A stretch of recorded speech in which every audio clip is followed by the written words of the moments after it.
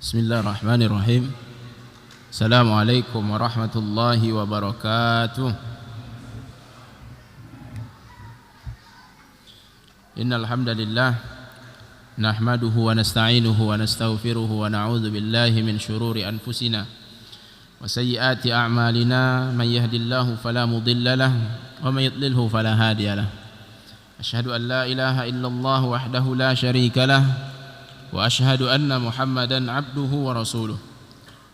Allahumma salli wa sallim ala rasulina Muhammad wa ala alihi wa ashabihi wa azwajihi wa ahli baitihi wa man sara ala nahjihi ila yaumil qiyamah.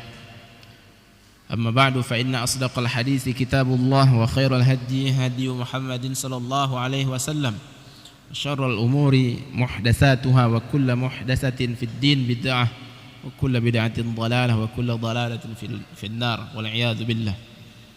Kaum muslimin jemaah sekalian rahimani Allah wa iyyakum jami'an, yang semoga kita semua di bawah naungan rahmat Allah Subhanahu wa taala. Alhamdulillah, semoga kita tak pernah berhenti untuk bersyukur kepada Allah, tak pernah lupa, tak pernah lalai untuk bersyukur kepada Allah Subhanahu wa taala. Dan semoga salawat beserta salam selalu pula Allah sampaikan kepada Rasulullah sallallahu alaihi wasallam. Kaum muslimin jemaah sekalian yang dimuliakan Allah Subhanahu wa taala,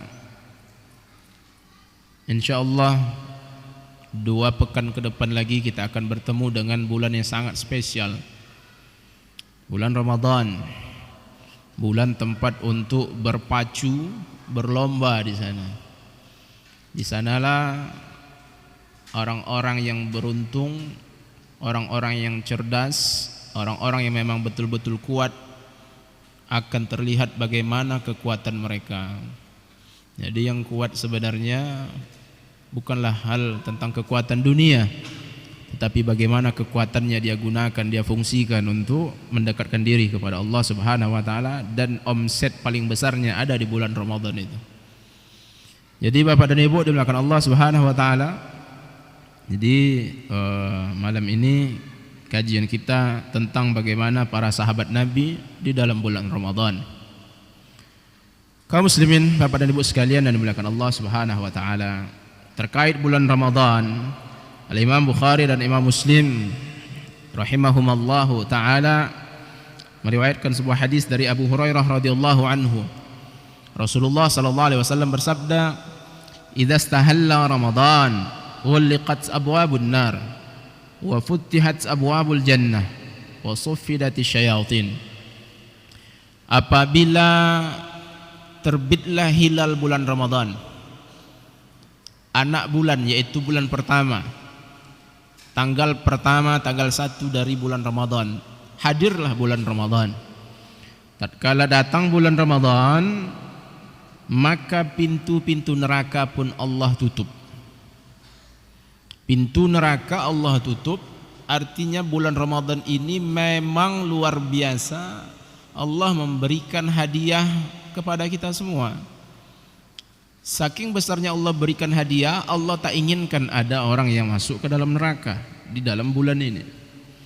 Maka alangkah ruginya kita, alangkah hinanya kita, Bapak dan Ibu yang dimuliakan Allah, alangkah hinanya dan ruginya kita.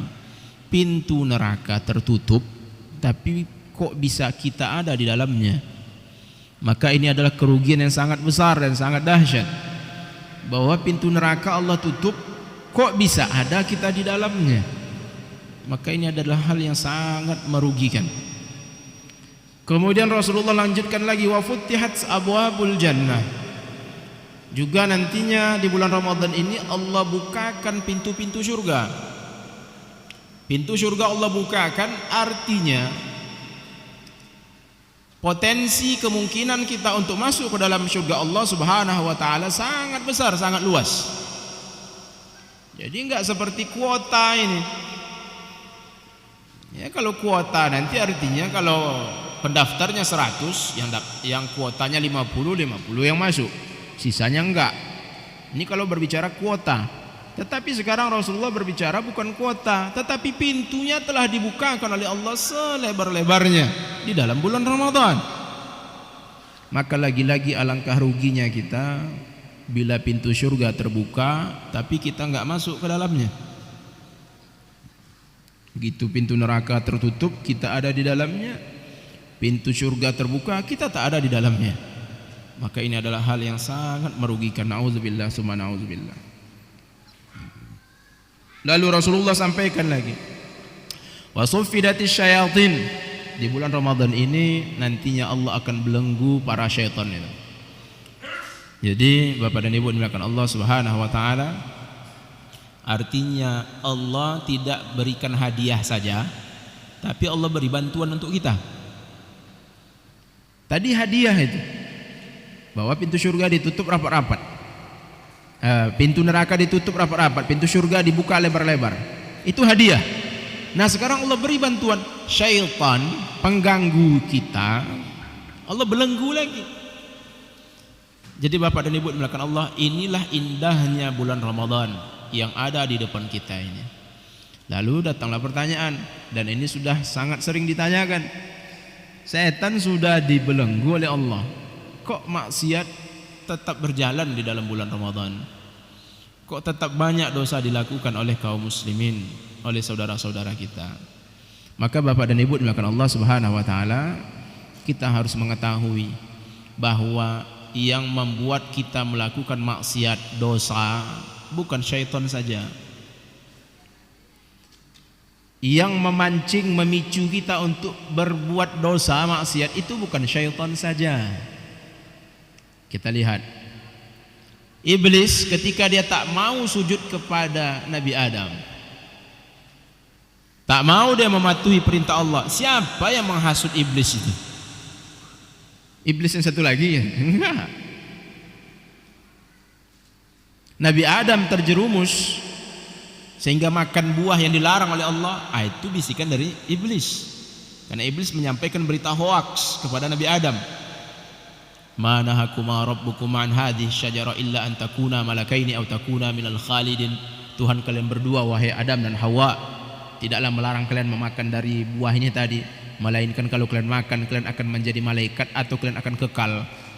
Itu berita dari iblis, berita hoaks pertama sepanjang sejarah dunia. Fadallahuma bighurur, kata Allah. Iblis memberikan petunjuk kepada Adam dan Hawa, tapi petunjuk yang menyesatkan. Jadi petunjuk itu ada petunjuk yang menyesatkan. Jadi Bapak dan Ibu dimuliakan Allah Subhanahu wa taala, jadi ayah kita dibisiki oleh iblis. Sifatnya adalah syaitan. Nah, iblis sendiri ketika dia tak mau sujud kepada Nabi Adam, siapa pula yang menghasut dia? Itu pertanyaannya. Lalu pencetus atau pelaku pembunuhan pertama dalam sejarah dunia ini, yaitu anaknya Nabi Adam yang bernama Qabil. Qabil membunuh Habil. Kita tengok nih, apakah Qabil membunuh Habil ini karena bisikan syaitan? Ternyata Allah ceritakan, dan inilah jawabannya, bahwa yang menghasut kita itu bukan hanya syaitan, bukan. Kata Allah Azza wa Jalla, fatawwa'at lahu nafsuhu qatla akhihi faqatalahu fa asbaha minan nadimin. Lalu dia ini, Qabil ini, dikuasai oleh nafsunya untuk membunuh saudaranya. Dia pun membunuh saudaranya dan dia pun termasuk yang menyesal. Jadi ternyata inilah jawabannya, bahwa yang ada pada diri kita, yang menghasut diri kita, yang membimbing diri kita untuk berbuat maksiat, dosa, ternyata tidak selamanya datang dari iblis, syaitan. Hasutan dari yang memberikan was-was fi sudurin nas, ternyata tidak dari mereka selalu, tetapi ada satu lagi yang ada pada diri kita, yaitu nafsu. Dan itulah yang terjadi di dalam bulan Ramadan. Bulan Ramadan, syaitan Allah belenggu, kok masih ada daya tarik untuk ke sana dan ke sini. Ternyata itu semua adalah daya tarik yang dihiasi oleh nafsu kita. Bapak dan Ibu dimuliakan Allah Subhanahu wa taala. Jadi istimewa bulan Ramadan luar biasa, Allah berikan hadiah, kemudian di samping itu Allah berikan bantuan yang luar biasa kepada kita. Nah, sekarang kita mulai melihat para sahabat Nabi radhiyallahu anhum ajma'in. Apa yang mereka lakukan di dalam bulan Ramadan? Kalau kita akan nantinya kita akan lihat, kita akan dengar yang dilakukan oleh para sahabat Nabi. Ini adalah hal-hal yang sangat sulit untuk kita lakukan. Karena memang benar kita tidak ada bisa, jangankan menyaingi, menyamai mereka enggak akan pernah bisa. Kita tidak akan pernah bisa menyamai para sahabat Nabi, apalagi menandingi, enggak akan bisa. Masih ingat lagi Hakim Ibnu Hazam Ibnu Khuwailid,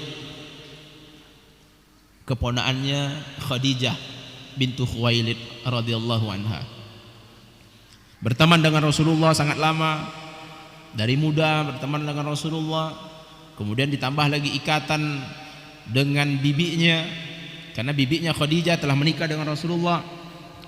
Hubungan sangat besar, sangat erat dengan Rasulullah. Tahu-tahu tatkala Rasulullah sallallahu alaihi wasallam menjadi rasul, menjadi nabi, mendapatkan wahyu, mulailah Hakim Ibnu Hazam ini meninggalkan Rasulullah, melawan Rasulullah, tak mau dia ikut dengan Rasulullah.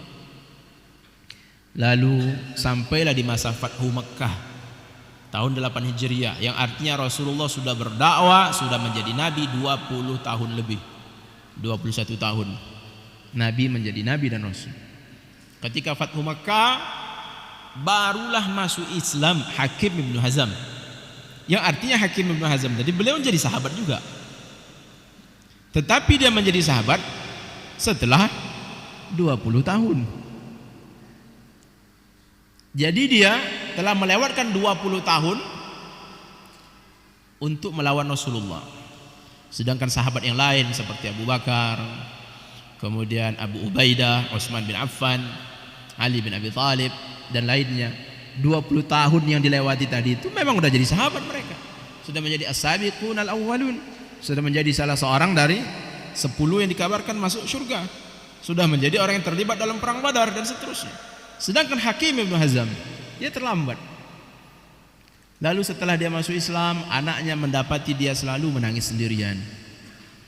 Hakim Ibnu Hazam ini menangis. Lalu anaknya bertanya, "Ma yubkika ya abi?" Apa yang membuat engkau menangis wahai ayahku? Dijawab oleh Hakim Ibnu Hazam bahwa aku telah melalui 20 tahun lebih tidak mengikuti Rasulullah sallallahu alaihi wasallam, sehingga sampai sekarang ini infakku tak akan sama dengan infaknya para sahabat Nabi yang lainnya. Jadi Hakim Ibnu Hazam ini dia seorang sahabat, tetapi dia sudah menyadari, memahami bahwa infak dia tak sama dengan infaknya Abu Bakar, dengan Abdurrahman bin Auf, dengan Utsman bin Affan, dengan sahabat-sahabat yang as-sabiqun al-awwalun, yang awal-awal masuk Islam, tak sama. Jadi dia sendiri, padahal dia seorang sahabat, dia paham, dia sadar bahwa infak dia tak sama lagi nilainya dengan infak para sahabat as-sabiqun al-awwalun. Nah, jadi Bapak dan Ibu dimuliakan Allah Subhanahu wa taala, artinya sesama sahabat saya saling paham ini. Bagaimana perbedaan tingkatan di antara mereka? Maka apatah lagi dengan kita. Maka kita jangankan melampaui sahabat, menyamai mereka, saya itu enggak akan mungkin. Tetapi yang harus kita lakukan adalah berjuang mengikuti yang mereka lakukan. Itu yang harus kita lakukan.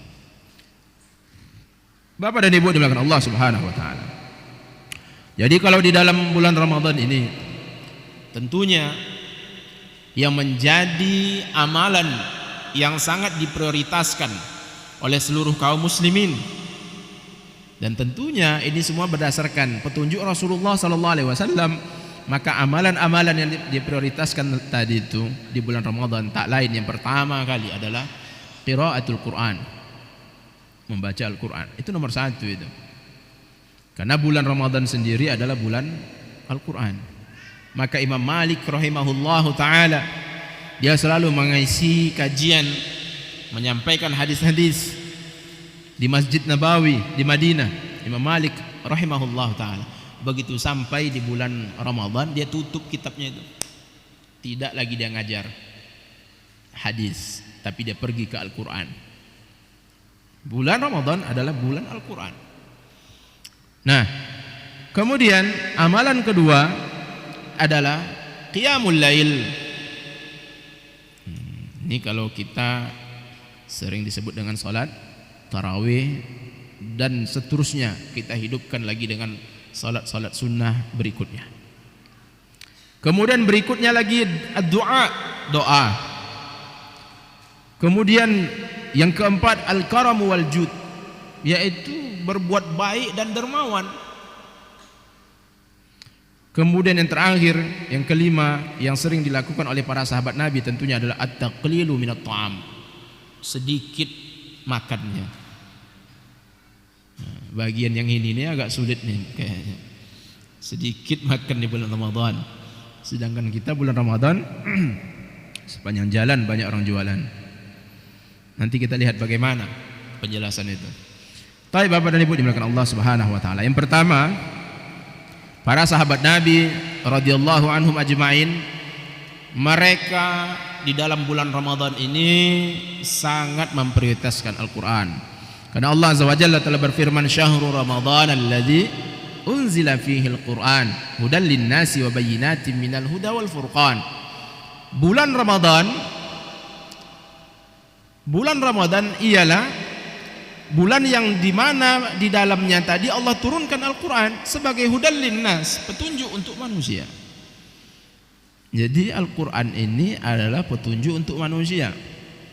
Jadi Bapak dan Ibu dimuliakan Allah, maka jangan sampai kita mengira bahwa Al-Quran ini adalah sesuatu yang sulit dipahami. Tidak benar. Karena Al-Quran ini adalah petunjuk. Kalau yang sulit dipahami itu teka-teki namanya. Ya, karena ada segelintir orang yang mengatakan Al-Quran ini sulit dipahami. Maka efeknya setelah itu mereka tak lagi menghafal Al-Quran, tidak mempelajari Al-Quran. Mereka pergi fokus ke nahwu sorob. Kan ini lagi heboh sekarang ini. Asatiz kita yang tamatan dari Madinah, yang Allah semoga Allah menjaga mereka, yang bahkan sudah sampai doktor, bahkan sudah menjadi penceramah di Masjid Nabawi, diserang sekarang oleh saudara-saudara kita juga. Mereka juga saudara kita. Diserang kenapa? Karena suatu hari pernah ustadz kita hafizahullah, beliau menyebutkan, bukan membaca. Kalau membaca tak akan salah itu. Karena dalam menyebutkan nanti artinya dia melafalkan. Jadi yang dalam keadaan melafalkan karena tidak menengok, kadang-kadang ada tergelincir sedikit barisnya. Ini hal fatal atau enggak nih? Nah, kita tengok. Al-Imam Al-Kasai atau Kisai, dua ulama nahwu yang paling jago, terkenal nahwunya ada dua. Yang belajar nahwu sorob mati-matian sekarang ini pasti kenal dengan dua ulama ini. Yang pertama adalah Sibawaihi, yang kedua adalah Kisai. Dua orang ini selalu berdebat, diskusi tentang nahwu sorob aja tuh. Suatu hari Al-Imam Al-Kisai pernah dia mengimami solat maghrib, dia imami solat. Ketika dia mengimami solat, dibacanyalah surah Al-Kafirun. Namun bacaannya Qul ya ayyuhal kafirin. Itu bukan qiraah itu. Beliau tergelincir. Apa penyebabnya?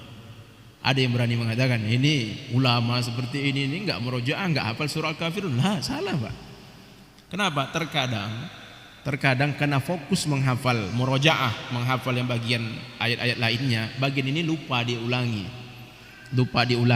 sehingga terbayang ayat-ayat lainnya. Itu sering terjadi, itu hal yang biasa Bapak dan Ibu. Tapi jangan dibiasakan. Itu biasa, kadang ada terjadi seperti itu. Maka banyak kejadian, ada yang membaca surah At-Tin nyasar ke surah Al-Asr. Illal ladzina amanu, surah At-Tin, illal ladzina amanu wa amilus salihati wa tawasau bil haqq wa tawasau bis. Melamun, baru dia sadar, nyebrang. Ini kejadian. Ini bukan di karang-karang, memang kejadian seperti itu. Nanti ada lagi nyebrang dari surah ini ke surah ini.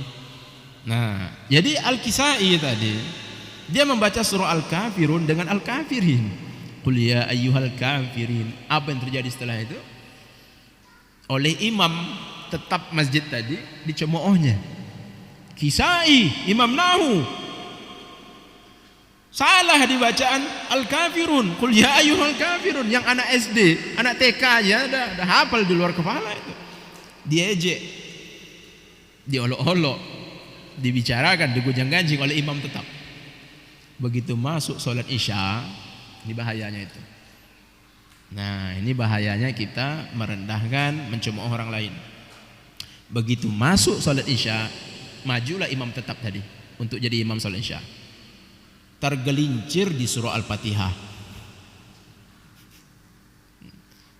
Ini tadi Al-Kisai tergelincir di surah Al-Kafirun, dia di surah Al-Fatihah tergelincirnya. Nah, jadi Bapak dan Ibu dimuliakan Allah, itu jadi pelajaran untuk kita semua, dan ini dinukilkan oleh para ulama. Inilah bahayanya, jangan sampai kita mencemooh orang lain. Nah, tentang membaca tadi, nahu sorob tadi, ada yang tergelincir dalam melafalkan, itu hal-hal yang memang dikatakan salah, itu tetap salah, tetapi itu bukanlah hal yang prioritas. Nah, tidaklah hal yang prioritas. Jadi suatu hari ditanya lagi seorang ulama, kalau nggak salah Syekh bin Baz atau Syekh Utsaimin, ditanya itu tentang bagaimana seseorang ayah dia tidak dapat menghadirkan, mencari duit untuk membiayai sekolah anaknya agar anaknya bisa paham membaca nahu sorob tadi.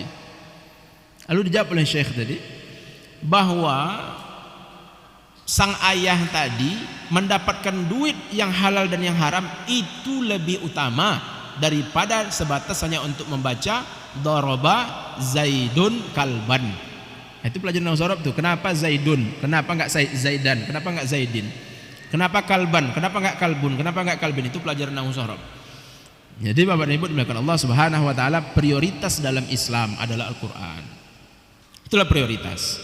Nah, jadi Bapak dan Ibu dimuliakan Allah Subhanahu wa taala, ini ada sedikit sesuatu lah hal yang harus kita hati-hati, karena ada saudara kita yang menyangka bahwa Al-Qur'an itu sulit untuk dipahami. Maka sehingga mereka pun meninggalkan Al-Qur'an. Maka kita akan dapati pesantren-pesantren yang sebelah tadi. Coba lihat. Pasti prioritasnya enggak ke Al-Qur'an. Pesantren yang prioritasnya ke Al-Qur'an selalu itu pesantren yang bermanhaj salafus salih, yang mengikuti petunjuk bagaimana para sahabat Nabi, para tabi'in, tabi'un tabi'in, dan ulama yang mengikuti mereka. Pesantren yang mengarah ke sana pasti prioritasnya Al-Qur'an, hadis, bahasa Arab. Tetapi pesantren sebelah tak itu.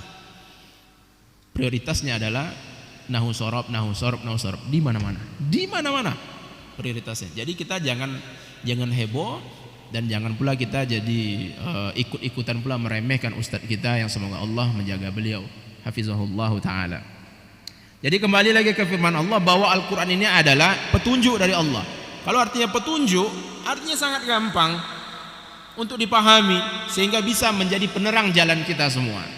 Nah, jadi para sahabat Nabi radhiyallahu anhum ajma'in, karena mereka tahu bahwa ini bulan Ramadan, bulan Allah turunkan Al-Qur'anul Karim, tepatnya setelah ditelusuri oleh al-mu'arrikhun, ahli sejarah, pendapat yang paling kuatnya adalah turunnya Al-Quran terjadi pada malam 21 Ramadan, bukan di 17 Ramadan sebagaimana dipahami oleh umumnya saudara-saudara kita.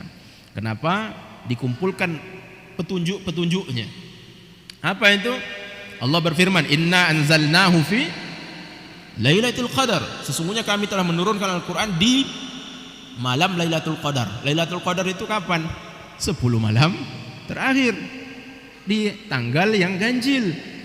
Berarti 17 sudah jelas enggak masuk, 19 juga enggak masuk.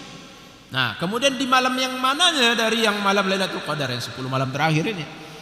Dalam hadis lainnya Rasulullah mengatakan tentang puasa Senin. Rasulullah mengatakan, "Dzaka yaumu wulidtu wa yauma ub'atsu." Hari Senin itu adalah hari aku dilahirkan dan hari aku diutus. Artinya Al-Quran turun di hari atau di malam Senin. Maka ahli sejarah al-mu'arrikhun, para ulama ditelusurinya.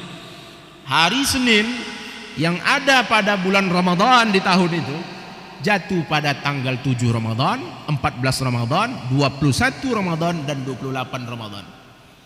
Maka dari semua tanggal tadi 7, 14, 21, 28, berarti tinggal 2 yang berada di malam 10 malam terakhir, 21 dan 28. Maka pendapat paling kuat ada pada tanggal 21 Ramadan. Nah, jadi juga di malam Ramadan inilah Rasulullah SAW selalu duduk dengan Jibril untuk mengulangi Al-Quran setiap tahun sekali. Namun di tahun sebelum wafatnya Rasulullah SAW itu sampai 2 kali diulangi oleh Jibril. Jadi bulan Ramadan adalah bulan Al-Quran. Maka para sahabat Nabi yang sangat memahami bulan Ramadan ini, maka mereka sangat mengutamakan Al-Quran di dalam bulan Ramadan ini. Bagaimana yang mereka lakukan? Nah, di antara mereka yang paling utama, dan ini sangat masyhur, sahabat Nabi yang sangat utama, sangat luar biasa membaca Al-Quran di dalam bulan Ramadan. Yang paling utama dan sangat masyhur tadi tak lain adalah Utsman bin Affan radhiyallahu anhu. Sahabat Nabi, as-sabiqun al-awwalun, menantu Nabi, ahlul bait keluarga Rasulullah sallallahu alaihi wasallam, tentunya khalifah yang ketiga. Jadi Utsman bin Affan radhiyallahu anhu yakhtimul Quran fi Ramadan kulla lailatin marrah. Adalah Utsman bin Affan selalu mengkhatamkan Al-Quran setiap malamnya bulan Ramadan. Setiap malamnya bulan Ramadan, setiap satu malam satu kali khatam. Masya Allah, itu Utsman bin Affan. Bagaimana beliau menjadi khalifah? Artinya beliau tatkala menjadi seorang khalifah tentu adalah seorang yang memiliki kesibukan luar biasa pula, mengatur berbagai macam persoalan negeri. Tetapi ternyata di dalam bulan Ramadan beliau tidak tersibukkan dengan hal-hal mengatur negeri dunia lainnya, tapi beliau fokus ke Al-Quran, sehingga setiap satu malam Utsman bin Affan bisa mengkhatamkan satu kali Al-Quranul Karim. Kemudian wa Ibnu Mas'ud radhiyallahu anhu, orang yang sangat faham terhadap Al-Quran ini. Umar bin Khattab radhiyallahu anhu sudah sangat kenal dengan Abdullah bin Mas'ud ini.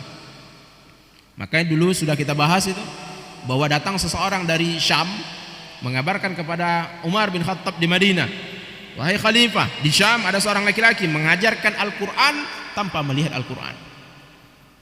Berdirilah Umar, marah luar biasa emosinya. Ini orang pasti akan merusak agama, kata Umar bin Khattab dengan emosi. Lalu Umar pun bertanya, siapa orang itu? Dijawab oleh laki-laki tadi, Abdullah bin Mas'ud. Terdiamlah Umar bin Khattab. Pelan-pelan makin tenang sampai akhirnya Umar bin Khattab pun duduk radhiyallahu anhu. Terduduk. Begitu duduk beliau pun jelaskan, demi Allah, tidak ada satu orang pun di dunia ini yang berhak untuk menyampaikan Al-Quran seperti yang kamu sampaikan tadi, kecuali Abdullah bin Mas'ud. Itulah orangnya. Jadi Abdullah bin Mas'ud dia sangat paham terhadap Al-Quran, tahu dia asbabun nuzulnya, kapan peristiwanya, tentang apa, kronologi turunnya Al-Quranul Karim tadi, di mana, dan seterusnya. Abdullah bin Mas'ud ahli Al-Quran. Yakhtimuhu kulla thalathi layalin. Abdullah bin Mas'ud selalu mengkhatamkan Al-Quran setiap 3 malam. Berarti dalam 1 bulan bisa 10 kali khatam. Wa Tamim Ad-Dari, ingat nama Tamim Ad-Dari? Nanti mudah-mudahan kita sampai nih ke sahabat yang istimewa ini pula. Sahabat yang memberitakan bahwa dia pernah melihat Dajjal. Tamim Ad-Dari pernah melihat Dajjal. Tamim Ad-Dari radhiyallahu anhu yakhtimuhu kulla 7 layalin. Dia selalu mengkhatamkan Al-Quran itu setiap 7 malam. Seminggu sepekan khatam sekali.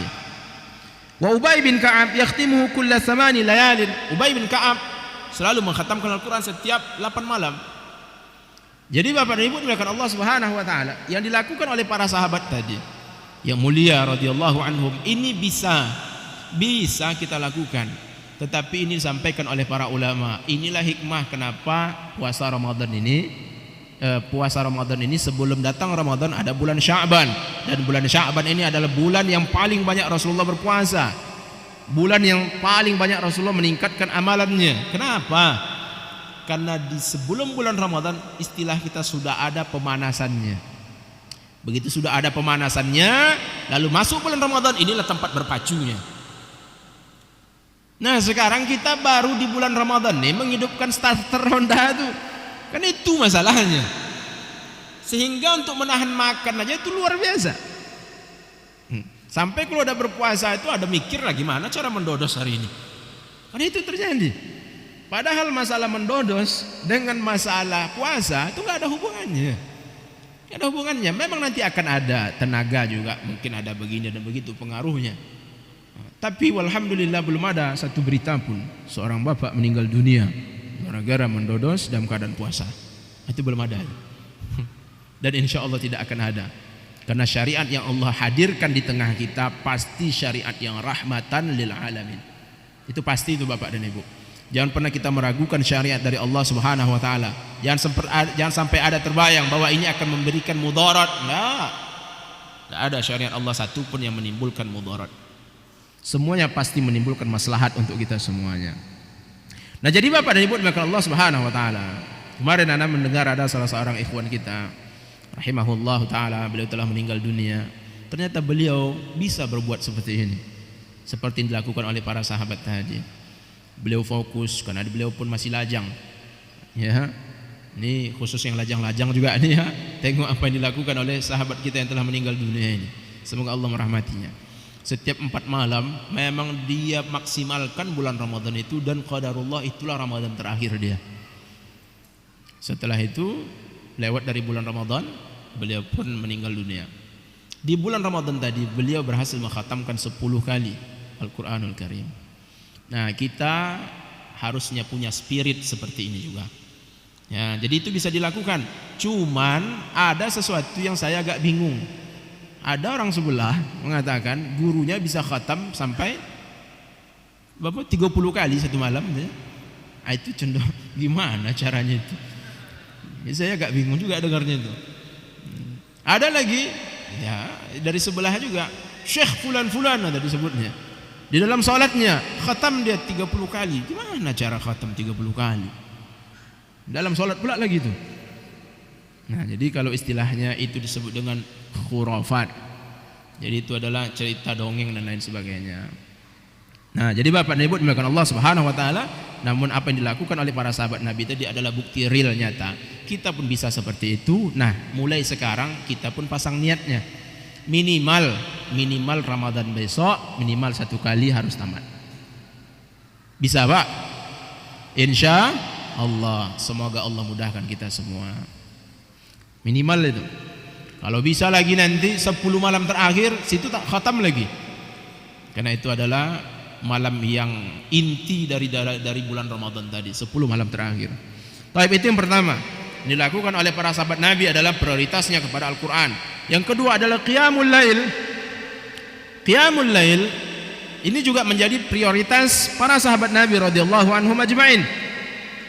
Nah, Umar bin Khattab radhiyallahu anhu tatkala beliau menjadi khalifah, beliau tunjuk Ubay bin Ka'ab, Tamim Ad-Dari untuk menjadi imam, untuk mengimami kaum muslimin.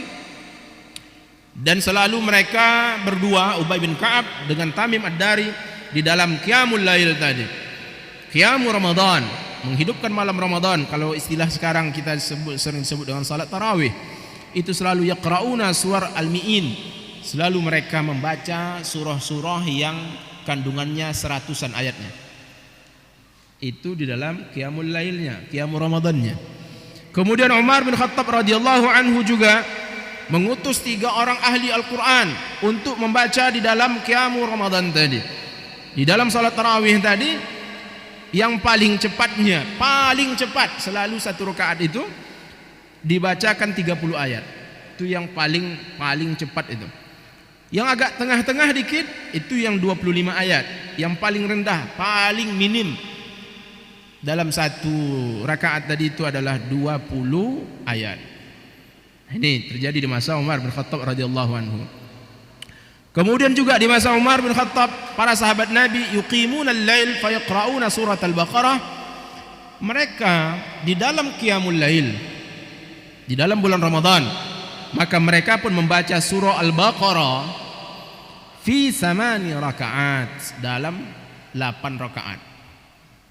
286 ayat surah Al-Baqarah tadi dibaca dalam 8 rakaat.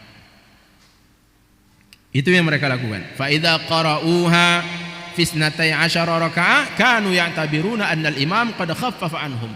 Kalau seandainya imam membaca surah Al-Baqarah tadi selesainya di 12 rakaat, umpamanya di 12 rakaat baru selesai surah Al-Baqarah tadi, barulah mereka pasti memperhitungkan, memperkirakan bahwa imam ini udah mulai melemahkan, meringankan solat. Jadi ringan solat menurut para sahabat tadi habis surah Al-Baqarah dalam qiyamul lail tadi. Itu solat qiyamul lail yang paling ringan, yang paling ringan. Kemudian lagi, kana Ibnu Umar radhiyallahu anhuma yusalli al-qiyama ma'an nas fil masjid. Adalah Ibnu Umar, anaknya Umar bin Khattab radhiyallahu anhu, dia salat bersama kaum muslimin di masjid qiyamul Ramadan. Fa idza anhau as-salata dhahaba an-nasu ila buyutihim. Apabila selesai dari salat tadi, sampailah witir, selesai semuanya, lalu orang-orang pun pulang ke rumahnya.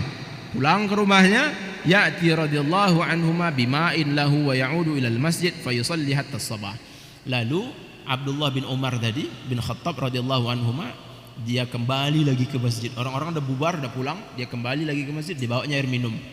Dibawanya air minum dia, lalu dia pun pergi menuju masjid untuk melanjutkan salat qiyamul lail lagi dan sampai fajar.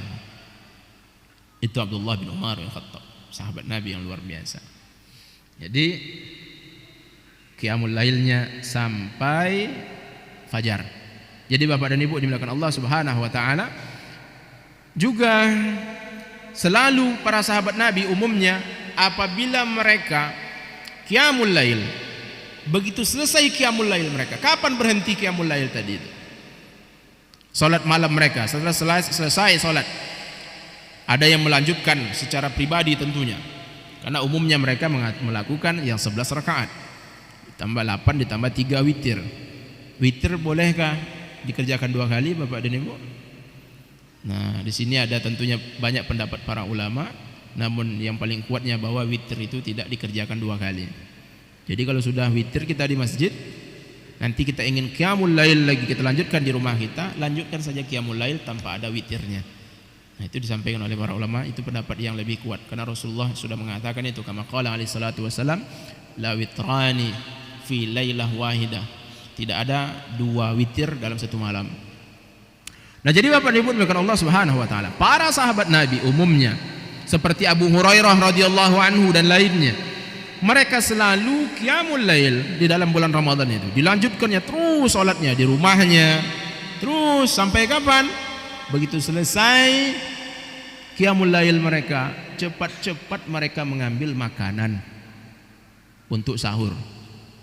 Kok kalimatnya cepat-cepat? Tak lain karena hampir azan subuh. Hampir azan subuh. Makanya mereka begitu selesai qiyamul lail tadi, langsung mereka cepat-cepat mengambil makanan untuk sahur mereka. Ini mereka di dalam qiyamul lail. Berikutnya di dalam doa, ada 2. Yang pertama tadi Al-Quran, yang kedua qiyamul lail, qiyamul Ramadan. Yang ketiga adalah doa. Jadi Bapak dan Ibu dimuliakan Allah Subhanahu wa taala, Rasulullah sallallahu alaihi wasallam mengatakan, "Inna lis-shaimi inda fitrihi la da'watun ma turaddu." Sesungguhnya bagi seorang yang mengerjakan puasa, ketika dia berbuka, itu ada doa yang tidak ditolak oleh Allah Subhanahu wa taala. Jadi ini keadaan yang berharga ini. Ketika mau berbuka, di situ adalah waktu mustajabnya doa. Maka kita lihat para sahabat Nabi radhiyallahu anhum pun demikian pula. Karena mereka sudah dengar, dapat informasi berita dari Rasulullah seperti ini, maka bulan Ramadan ini selalu mereka jadikan momen untuk berdoa, terutama juga nanti di waktu berbuka. Di antaranya Ibnu Abi Mulaikah dia menukilkan bahwasanya dia mendengarkan Abdullah bin Amr bin As. Ketika berbuka puasa, Abdullah bin Amr bin As, sahabat Nabi yang mulia ini, beliau berdoa. Nah, ini doanya apalah itu? Kalau kita sudah tahu ada waktu mustajab, ini selalu kan, itu saudara kita ada kemarin yang heboh, tahu dia ketika tawaf di dekat Ka'bah berdoa dia, ternyata doanya fulus. Ternyata Allah ijabah, begitu pulang dia sukses semua usahanya jadi orang kaya. Nah, sekarang di Indonesia ini masyarakat kita agak beda pula, tapi mirip-mirip doanya tuh, Pajero ya Allah, Pajero ya Allah. Ini banyak saudara kita berdoa macam itu. Wallahu alam tak apa istimewanya. Nah, sekarang Bapak dan Ibu, ini ada sahabat yang mulia. Bagaimana doanya? Apakah doanya tadi adalah tentang dunia, rezeki dan seterusnya? Kita lihat, ternyata doa yang dilakukan oleh Abdullah bin Amr bin As adalah doa Allahumma inni as'aluka birahmatika allati wasi'at kulla syai'in an taghfirali. Ya Allah, aku meminta kepada Engkau ya Allah dengan rahmat-Mu yang melampaui, meliputi segala macam sesuatu apapun, agar Engkau mengampunkan untukku ya Allah. Maka Bapak dan Ibu dimakan Allah Subhanahu wa taala, ini adalah karunia Allah yang tertinggi. Karena kalau fulus, pajero dan lainnya itu belum tentu menyelamatkan kita di akhirat. Tapi kalau Allah sudah ampunkan, maka keselamatan sudah ada, jaminan di akhirat itu sudah ada. Maka itu disampaikan oleh Abu Darda radhiyallahu anhu yang kemarin sudah kita bahas juga, ketika dia sakaratul maut di penghujung hayatnya. Sahabat bertanya, "Fama tashku, apa yang kau keluhkan?" Dijawab oleh Abu Darda, "Dzunubi, dosaku yang ku keluhkan, bukan penyakit ini." "Fama tashtahi, lalu apa yang kau inginkan, yang kau rindukan?" "Afwa Rabbi, ampunan Tuhanku."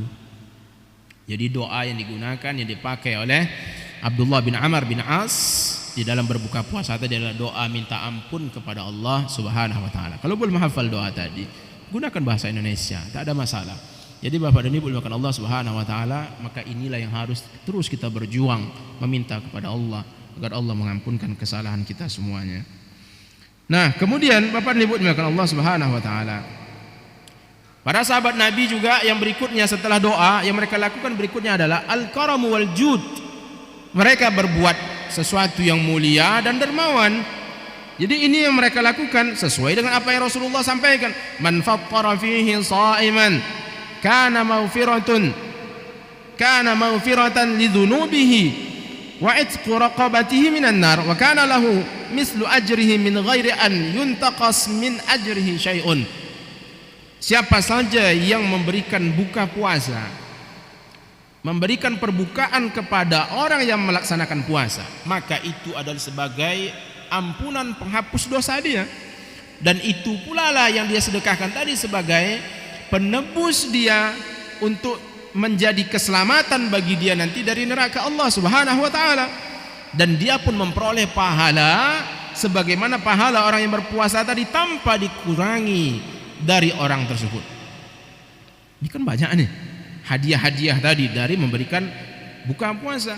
Jadi Bapak dan Ibu dimuliakan Allah Subhanahu wa taala, para sahabat Nabi begitu mereka mendengar berita seperti ini, mereka tidak menganggap itu ini sebagai motivasi aja. Enggak, mulailah mereka berbuat, mulailah mereka berinfak, mulailah mereka salurkan apa yang mereka bisa salurkan. Di antara mereka ada seperti Ibnu Syihab, kemudian lagi Hammad bin Abi Sulaiman. Setiap kali berbuka selalu mereka di dalam bulan Ramadan mereka menghadirkan 500 saim, 500 orang yang berpuasa. 500 orang berpuasa. Lalu diberikan perbukaan untuk mereka sampai di hari Idul Fitri, lalu dia dihadiahkan setiap orang 100 dirham. Ini dilakukan oleh para sahabat Nabi tadi. Kemudian Abdullah bin Umar, anaknya Umar bin Khattab radhiyallahu anhu, yuftiru ma'al masakin. Ini salah satu keistimewaan dan menjadi ciri khasnya Abdullah bin Umar nih Bapak dan Ibu. Dia suka berbuka puasa sama orang miskin. Jadi dia selalu duduk dengan orang-orang miskin. Nah, sampai pernah suatu hari dia sudah duduk nih mau makan dengan orang miskin. Lalu tiba-tiba datang seorang yang meminta, orang minta sedekah, sa'il, fakana ya'khudh hissatahu min at-ta'am wa yu'tiyaha lisa'il wa yabqa duna ta'am. Lalu dia ambil, datang lagi mau makan ini dengan orang miskin, datang orang miskin satu lagi minta makanan. Lalu diserahkan oleh Abdullah bin Umar bin Khattab kepada orang ini tadi yang meminta tadi, diberikannya makanannya, lalu dia pun tak ada makanan lagi. Abdullah bin Umar bin Khattab. Nah, poin besarnya Bapak dan Ibu, Abdullah bin Umar bin Khattab ini dia bukan sebatas sahabat Nabi, tetapi dia juga anaknya khalifah, ayahnya khalifah, ayahnya yang memegang kunci Baitul Mal itu, pencairan segala macam dana melalui ayahnya. Tetapi beginilah yang dia lakukan. Walau bagaimanapun status latar belakangnya, tetapi dia tunjukkan seperti ini. Keadaannya tidak merubah gayanya. Keadaan dia tidak merubah gaya bicaranya, gaya jalannya enggak. Bahkan dia sangat suka makan bersama orang-orang miskin. Kita jeda sejenak mendengarkan azan salat Isya. Kita lanjutkan setelahnya insyaallah. Hadza wa sallallahu ala Muhammad. Tafadhal, Pak. Bismillah, alhamdulillah, salatu wassalamu ala rasulillah, ma ba'du. Kaum muslimin, Bapak dan Ibu sekalian yang dimuliakan Allah Subhanahu wa taala. Lalu terakhir yang selalu dilakukan oleh para sahabat Nabi di dalam bulan Ramadan adalah at-taqlilu minat ta'am, sedikit makannya. Makannya itu sedikit. Yang hari ini sudah menjadi ciri khas kita, bulan Ramadan adalah menjadi bulan kuliner. Tetapi kita lihat bagaimana sedikitnya mereka dalam makanan tadi. Jadi Bapak dan Ibu dimakan Allah Subhanahu wa taala, ternyata tentang sedikit makan ini itu jauh-jauh hari, bukan hanya di bulan Ramadan, tetapi Rasulullah pun memang sudah sampaikan secara umum. Rasulullah sampaikan, al-mu'min ya'kul fi mi'an wahidin wal kafir ya'kul fi sab'ati am'a. Seorang mukmin, kata Rasulullah, seorang mukmin itu makan dalam satu usus saja. Jadi semua usus kita ini hanya satu usus yang diisi oleh seorang mukmin kalau makan. Sedangkan orang kafir nih Rasulullah sampaikan, maka dia makan dalam 7 usus. Habis usus-ususnya itu penuhnya. Yang di samping, yang di turunan itu semua usus tadi diisi dengan makanan. Itu orang kafir. Jadi Rasulullah sini dalam hadis ini menceritakan sifat perbedaan antara orang mukmin dan orang kafir. Nah, dalam prakteknya setelah Rasulullah menyampaikan seperti ini, maka suatu hari pernah Abdullah bin Umar tadi, anaknya Umar bin Khattab radhiyallahu anhu, dia suka makan dengan orang miskin. Setiap kali dia ingin makan, dia selalu minta dihadirkan bersamanya orang miskin. Nah, ini juga menjadi sebenarnya renungan untuk kita semua Bapak dan Ibu. Apa itu? Bahwa di rumah kita selalu terjadi makanan berlebih sebenarnya. Ini enggak usah dijawab ini. Semua kita hampir seperti itu. Selalu ada makanan berlebih. Tapi coba dilihat bahwa ternyata masalah sebenarnya di sana adalah kita lalai sebenarnya. Lalai. Padahal kalau kita ingat, harusnya kita udah tahu makanan berlebih. Harusnya kita cedok dari awal, kita antarkan ke tetangga. Kita antarkan ke orang miskin, orang fakir. Nah, situlah letak kelalaian kita. Padahal nanti ujung-ujungnya terbuang dan dikasih ke ayam. Besoknya ayam itu pula yang dimasak, kan itu. Ini artinya ya terus-terusan berlebih macam itu. Nah, sekarang Bapak Ibu dimakan Allah, Abdullah bin Umar bin Khattab radhiyallahu anhu, walaupun statusnya memiliki privilege kalau istilah sekarang ini. Dia ayahnya adalah khalifah. Tetapi dia selalu suka makan, setiap kali makan untuk bersama dengan orang miskin. Dan suatu hari dia makan dengan seorang miskin pula. Tiba-tiba laki-laki yang miskin ini makannya luar biasa banyaknya. Laki-laki yang miskin makan bersama Abdullah bin Umar ini banyak, luar biasa makannya. Setelah selesai makan, ya tentunya Abdullah bin Umar menghargai, nggak ngomong langsung depan dia. Selesai makan, orang miskin tadi pergi. Lalu Umar bin Khattab pun berkata kepada pembantunya untuk akan datang, jangan dibawa dia lagi. Kalau kita kenapa bisa ngomong gitu Bapak dan Ibu? Karena takut nasi habis. Kalau kita Tapi Abdullah bin Umar bin Khattab mengatakan itu bukan karena takut makanan tadi enggak kebagian, tetapi karena Abdullah bin Umar sudah tahu hadis ini dan dia katakan kepada pembantunya untuk akan datang jangan dibawa dia lagi. Karena Rasulullah telah mengatakan al-mu'min ya'kulu fi mi'an wahidin wal kafir ya'kul fi sab'ati am'a. Seorang mukmin dia makan untuk 1 ususnya, sedangkan orang kafir dia makan untuk 7 ususnya. Jadi di sini Rasulullah ceritakan bagaimana sifatnya orang kafir dan mukmin. Jadi ada perbedaan di sini. Nah, sekarang di depan Abdullah bin Umar tadi dia lihat apa yang diberitakan oleh Rasulullah tadi, ada orang makan untuk memenuhi semua ususnya. Itulah membuat Abdullah bin Umar merasa gelisah dan tidak nyaman untuk makan dengan orang seperti itu. Jadi dari hadis dan yang dilakukan oleh Abdullah bin Umar bin Khattab radhiyallahu anhuma ini, maka ini menjadi jawaban untuk kita semua. Artinya Bapak dan Ibu, kita jangan sampai makan seperti itu. Bahasa kita apa sebutnya itu? Congok apa? Rakus dan lain sebagainya. Apalagi kalau ketemu sambal belacan, sampingnya ada pucuk ubi. Udahlah, selagi belum habis nasi di dalam baskom itu, lanjut terus itu. Nah, ini adalah perbuatan yang dilarang dalam Islam. Jadi Bapak dan Ibu dimuliakan Allah Subhanahu wa taala, maka mulailah kita atur makan kita tidak seperti itu. Dan ada kekhawatiran kita lainnya. Hari ini saudara kita ada yang pegiat sosial media. Ini banyak nih. Mungkin yang muda-muda tahu ini. Ada istilahnya, makan banyak itu di sosial media, apa namanya itu? Mukbang. Mukbang namanya itu, ya makan banyak-banyak. Maka itu masuk ke dalam hadis yang kita bacakan tadi. Jadi Bapak dan Ibu dimuliakan Allah Subhanahu wa taala, secara umumnya Rasulullah melarang makan seperti itu berlebih-lebihan, karena seorang mukmin dia makan hanya untuk 1 ususnya saja. Maka jangan sampai berlebihan. Maka Bapak dan Ibu dimuliakan Allah, kita harus ingat, ketika kita sahur, kita ini manusia. Ketika kita sahur, kita ini manusia, bukan kulkas. Tidak paham maksudnya tuh? Selalu kita dalam sahur itu, apalagi kan anak-anak, makan banyak-banyak, besok nggak makan lagi. Kita ini bukan kulkas yang kalau kita masukkan banyak-banyak bertahan untuk 2 minggu, 1 bulan. Enggak. Tubuh kita ini sudah Allah ciptakan dengan sesempurna-sempurnanya. Bahkan Abdullah bin Jahsy ketika diutus oleh Rasulullah SAW sebelum terjadi perang Badar, itu yang dikirim oleh Rasulullah untuk pasukan kecil ini hanya sebungkus kecil kurma. Lalu dalam menjalankan misi ini, Abdullah bin Jahsy itu sahabat Nabi, sepupu Nabi ini, dalam perjalanan hanya menghisap-hisap kurma itu aja. Ya, ternyata cukup untuk tubuhnya.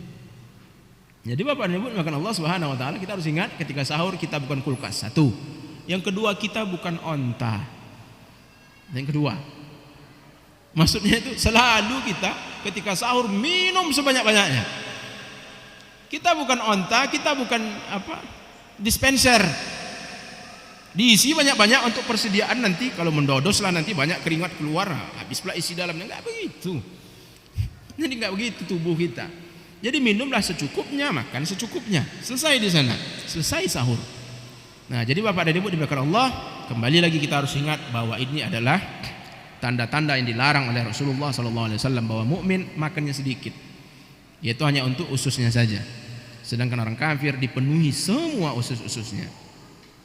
Pernah terjadi pada seorang khalifah Al-Muhtadi. Beliau adalah khalifah dari Bani Abbasiyah. Al-Muhtadi namanya. Datang suatu hari seseorang kepadanya. Dia khalifah nih. Dia punya segala macam fasilitas, namanya khalifah. Datang seorang yang bernama Abul Abbas, yaitu Hashim ibn Qasim. Jadi Abul Abbas ini datang ke rumah Al-Muhtadi. Seorang khalifah dia datangi, bertamu ke sana di bulan Ramadan. Begitu sampai waktu untuk berbuka puasa, apa yang dilakukan oleh khalifah tadi? Dia pun panggil pembantunya. Lalu pembantunya datang membawa sebuah roti tawar. Kemudian bersama dengan roti tawar tadi ada tempat kecil-kecil isinya milhun, garam, zaitun, minyak zaitun, wa khul, cuka. Itu isinya, isi makanan yang dibawa tadi. Roti tawar, lalu ada garam, ada zaitun, dan ada cuka. Mulailah Abul Abbas ini setelah masuk waktu berbuka, dia makan pelan-pelan. Makan pelan-pelan. Kenapa, Pak? Kenapa makan pelan-pelan? Karena dia mengira Al-Muhtadi adalah seorang khalifah. Dia mengira roti ini hanya makanan pembuka. Akan ada makanan susulan, makan intinya. Ini masih mau kodimah aja baru nih. Ayo kan ini pelan-pelan dia makan. Kenapa? Kalau penuh nanti nggak masuk pula makanan yang susulannya ini. Makanan inti nanti nggak masuk. Itu di dalam benaknya Abul Abbas ini. Makan dia pelan-pelan. Melihat seperti itu, datanglah Khalifah Al-Muhtadi tadi mengatakan, bukankah engkau adalah shaim, orang yang berpuasa? Dijawab oleh Abul Abbas, iya, aku seorang yang berpuasa. Lalu Al-Muhtadi mengatakan, menyuruh an ya'kula jayidan mimma qaddamahu lahu li'annahu laysa indahu ghairu hadha ta'am. Khalifah Al-Muhtadi mengatakan, makanlah serius. Apa yang sudah dihidangkan di depanmu, makanlah dengan serius. Karena tak ada makanan lain selain itu. Jadi Abul Abbas merasa heran, seorang khalifah makanannya seperti itu.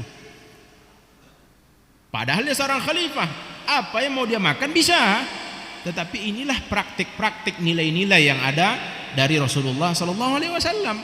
Maka para sahabat Nabi, para ulama, orang-orang yang sungguh telah mengikuti petunjuk Rasulullah, memahami petunjuk Rasulullah, seperti itulah mereka makan. Dan di bulan puasa pun juga seperti itu.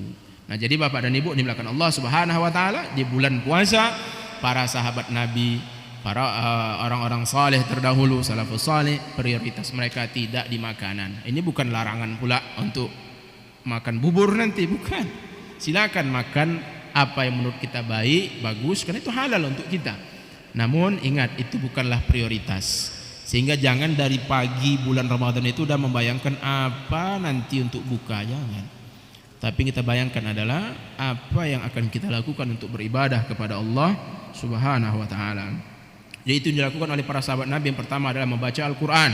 Kalau seandainya kita ingin mencapai satu juz, satu kali khatam Al-Quran itu 30 juz. Puasa itu umumnya 30 hari. Berarti harusnya satu hari satu juz. Satu juz itu berapa lembar? Berapa halaman? 20 halaman. 10 lembar 20 halaman. 20 halaman kalau kita bagi 5 waktu sholat kita, berarti satu waktu sholat itu bisa kita baca 4 halaman. 4 halaman itu 2 lembar cuman. Kalau kita konsisten seperti itu, 2 lembar atau 4 halaman tadi, berarti 1 juz per hari, maka selesai 1 bulan Ramadan kita 1 kali khatam. Mungkin bisa lebih cepat dari itu. Maka Bapak dan Ibu, ini prioritas para sahabat yang pertama. Yang kedua adalah qiyamul lail. Qiyamul lail Bapak dan Ibu dimuliakan Allah Subhanahu wa taala, kita harus renungi diri kita, kita hadirkan semangat spirit di dalam diri kita. Karena kalau bukan kita yang menyemangati diri kita, siapa lagi? Bahwa malam bulan Ramadan itu, mau ibadah ataupun tak ibadah, pasti akan kita lewati. Saya ulangi, malam bulan Ramadan itu, mau ibadah kita, mau qiyamul Ramadan, salat tarawih atau tidak salat tarawih, pasti malam itu akan berlalu juga. Tapi beruntunglah orang yang melalui malam Ramadan tadi dalam keadaan ada catatan qiyamul Ramadannya. Dan rugilah orang-orang yang melewati malam Ramadan dalam keadaan kosong saja. Sudah kosong, terdaftar pula situ Indosiar. Apa tuh? Nonton TV kerjaannya. Sepanjang malam Ramadan itu nonton TV, ngantuk, tidur, besok makan lagi. Maka rugilah seperti itu. Para sahabat Nabi malam Ramadan diaktifkannya untuk menghidupkan malam tadi.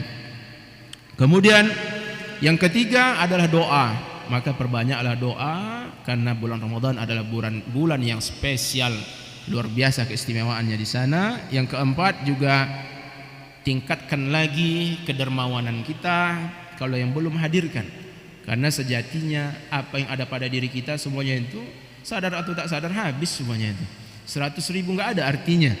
Pergi ke pasar nggak ada arti 100 ribu. Kita taruhlah 20 ribu ke masjid, ke panitia, umpamanya ada program untuk buka puasa di masjid. Letakkanlah kemampuan harta kita di sana. Kemudian yang kelima, dan ini umumnya dilakukan oleh salafus saleh, yaitu mereka selalu sedikit makannya di dalam bulan Ramadan.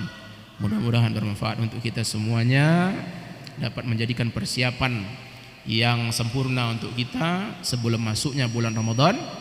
Semoga nantinya kita terdaftar sebagai orang yang masuk ke dalam surga yang Allah bukakan pintunya seluas-luasnya tadi, dan tak terdaftar di dalam neraka yang Allah tutup serapat-rapatnya pintunya tadi. Dan semoga Allah bantu kita tak hanya dengan membelenggu para syaitan, tetapi semoga Allah memudahkan kita semua, hati kita, tubuh kita, agar dapat meraup pahala yang sebesar-besarnya di bulan Ramadan nantinya. Amin ya rabbal alamin.